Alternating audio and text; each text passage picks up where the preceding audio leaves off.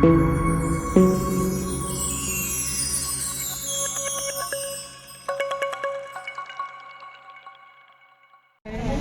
जाने के बाद उनकी प्रशंसा के लिए हम सब पढ़ते हैं, लेकिन किसको ज्यादा जरूरत है? ये जरूरत है आपको लग रहा है? मुझे तो नहीं लगता है। क्या अपने भगवान ने सब कुछ दिया है, गाड़ी घर सब कुछ व्यवस्था है, फिर क्या जरूरत है? ऐसा लगता है ना? क्यों भगवत गीता क्यों पढ़ना है? या फिर आपको ये आप इस्कॉन के माध्यम से आप जुड़ गए तो आपको किसी को सबको ब्रेन वॉश करना है? वरना हमारे जीवन में भगवत गीता की क्या जरूरत है? कोई मानता है? किसी को लगता है जरूरत है? मुझे तो नहीं लगता है। भगवत गीता क्यों पढ़े हम? क्योंकि इतना अच्छा जीवन चल रहा है। और आप में से किसी को भी होगा ये कहाँ से आ गए हैं, पहले अच्छे खासे थे और इस्कॉन से क्या सीख के आ गए और सबका खुद भी पागल हो गए और सबको पागल कर, ऐसा लग रहा है? तो ये इसलिए भगवत ये हमको समझना पड़ेगा पहला, इसकी जरूरत क्यों है, राइट? हम थोड़ा हंसी मजाक कर रहे हैं, लेकिन इसकी जरूरत हमें समझनी पड़ेगी। हमको लग रहा है कि अभी हमारी इसको कोई जरूरत नहीं है, लेकिन हमें समझना है कि क्यों जरूरत है, उसकी चर्चा हम अभी करेंगे। तो आज हम एक भगवत गीता के एक श्लोक, तो आप अगर रेगुलर आएंगे तो आप भले पढ़ नहीं पाएंगे, राइट? पढ़ नहीं सकते हैं क्योंकि हम इतने व्यस्त हैं जीवन में, तो हम समय नहीं निकाल पाते, हम पढ़ नहीं पाते हैं। तो यहाँ आएंगे तो आप सुन तो सकते हैं ना, श्रवण कर सकते हैं। तो सुनेंगे तो भी आपको भगवत गीता के बारे में ज्ञान प्राप्त होगा।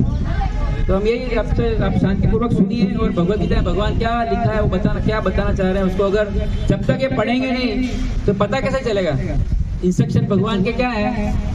तो फिर क्या कोई भी कुछ भी बोलता है हम सुन लेते हैं। एक वो भी हमारा सबसे बड़ा दुर्भाग्य है।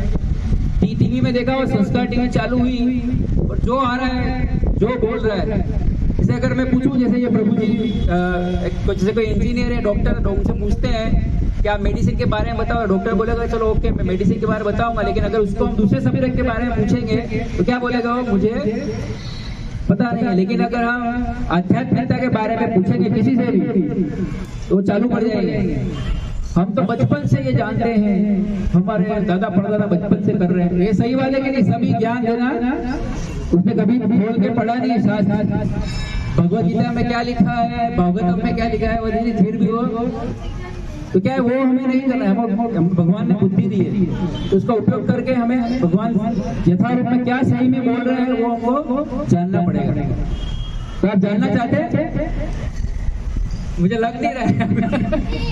तो ये हमें जानने का प्रयास करना है। अगर इसके माध्यम से जिएंगे ना तो आज जीवन में जितनी परेशानियां है हमारी, हम क्योंकि शरीर मान चुके हैं, हमारे भौतिक जीवन ये हम शरीर मान चुके हैं, लेकिन भगवान ने इसमें बोला ही नहीं। इसमें क्या बताया मैं बताता हूँ आपको। तो भगवान क्या बोल रहे हैं कि हम शरीर नहीं, हम तो दूसरे अध्याय के 13वें श्लोक में भगवान बोल रहे हैं कि देहिनो अस्मिन् यथा देहे कौमारम यौवनम जरा तथा देहांतर प्राप्ति धीर तत्र न मुह्यते। तो भगवान क्या बोल रहे हैं कि इसी जीवन काल में एक देहधारी आत्मा अपना एक बाल्यकाल से यौवनवस्था और यौवनवस्था से बुढ़ापे में अपना शरीर परिवर्तन कर रहा है। तो ये शरीर परिवर्तन हो रहा है, आप जानते हैं। जैसे मैं ये नेमिष प्रभु को पूछूं और उनको बताऊं, उनका 2 साल का फोटो अगर मैं बताऊं तो वो खुद भी पहचान नहीं पाएंगे। उनके माता पिता बताएंगे कि हाँ ये नेमिष प्रभु है। तो हमारा शरीर बदल रहा है, लेकिन हमें ये अनुभूति, आप जैसे पिक्चर देखते हैं, पिक्चर जब बनाते हैं ना मूवीज, तो छोटे छोटे पार्ट में बनती है। तो उसको जब एक साथ हम रन करते हैं तो पूरा पिक्चर दिखती है। तो ऐसा ही हमारा जीवन में हम देखते हैं। साइंस भी क्या बोल रहा है कि हर 7 साल में हमारा नए सेल, सब पुराने सेल मर जाते हैं, डेड, और नए सेल पैदा होते हैं। तो हमारा शरीर बदल रहा है, लेकिन हमें इसका अनुभव नहीं होता है। जब बाल चले जाते हैं, दांत टूट जाते हैं, जब तब हमें पता चलता है कि बाल सफेद हो गए। लेकिन आजकल तो वो भी सब कोई बूढ़ा होना चाहता ही नहीं। तो आजकल सब अवेलेबल है, आप दांत इजीली फिट करवाओ तो वापस चक्की चालू फिर, और बाल उड़ जाते। तो आजकल सब ये ऐसी थेरेपीज है कि आप सब हमको हम वापस वो चालू कर। तो हम चाहते हैं, हम देखते हैं, हम किसी को बूढ़ा नहीं होना है चाहते हैं कोई। इसका कारण क्या है? क्योंकि कहीं ना कहीं हमने ये अनुभव किया है कि जब हम भगवत धाम में थे तो हमने ये अनुभव किया था कि वहां मृत्यु ही नहीं है।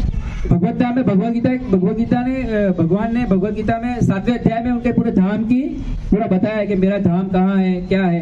तो हम पहले उनके धाम में थे। तो उनके धाम में न जन्म होता है, न मृत्यु, न जरा, न व्याधि। तो आप सोचो, अगर मैं किसी को बोलूं कि आप तुमको बुढ़ापा आएगा ही नहीं, तो क्या होगा, वो नाचने कूदने लगेगा ना, क्योंकि हम सब चाहते हैं, बुढ़ापा किसी को चाहिए ही नहीं, मृत्यु किसी को चाहिए ही नहीं, राइट। अगर मैं बोलूँ कि आपकी मृत्यु नहीं होगी तो क्या करोगे आप डांस करोगे ना, खुशी होगे, मरना तो आप अगर, तो ऐसी जगह हमने कहीं ना कहीं अनुभव किया, इसीलिए अपने यहाँ हम मरना नहीं चाहते हैं, क्योंकि हम जब भगवान के धाम में थे तो हमने अनुभव कर चुके हैं। लेकिन अनाथ